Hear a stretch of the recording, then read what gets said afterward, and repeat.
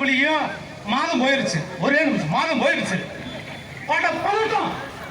பேனாவை பிடிச்சா அந்த வட்டத்தை கோலம் போட முடியல. கோலம் போட முடியல சார். கை நடுங்குது.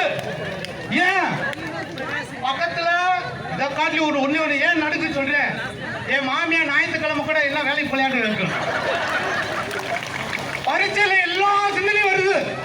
மாமியா ஒரு பக்கம், மனைவி என்னங்க இந்த மாதிரியாச்சும் நீங்க தேர்வுல ஜெயிச்சிருவீங்களா? ரெண்டு பேரும் ஓடிட்டு இருக்கு பின்னாடி. இதுல அந்த கேள்வியை நான் பார்த்தேன். கடவுளே, முதல் கல்வியில டக் அவுட். என்னடா கேள்வி எடுத்தியா? என்னடா நம்ம முட்ட படிச்சிருக்கோம். போகும்போது 150க்கு 150 எடுத்து விடுவேன். அப்படிதான் போன உள்ள.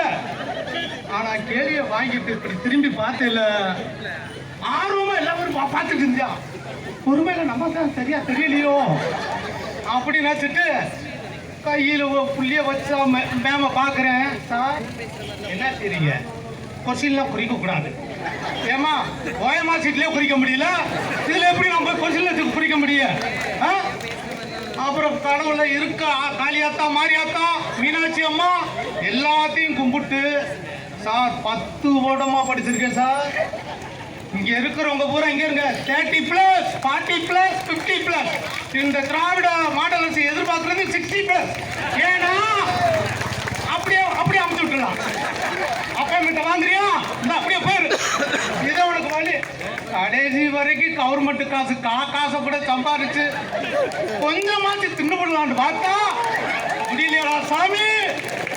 கலைஞரே, கலைஞரே, உங்களுடைய மகனுடைய ஆட்சியை நினைச்சு நான் ரொம்ப பெருமைப்படுறேன். ரொம்ப பெருமைப்படுறேன் சார். கொஞ்சம் கொஞ்சம் கொஞ்சம் கண்ணை காட்டுங்க சார். நாங்கள் பூரா ஆசிரியர் சார். ஆனா ஐயா, உலகத்திலே ஒரே மொழி பிடிக்காது.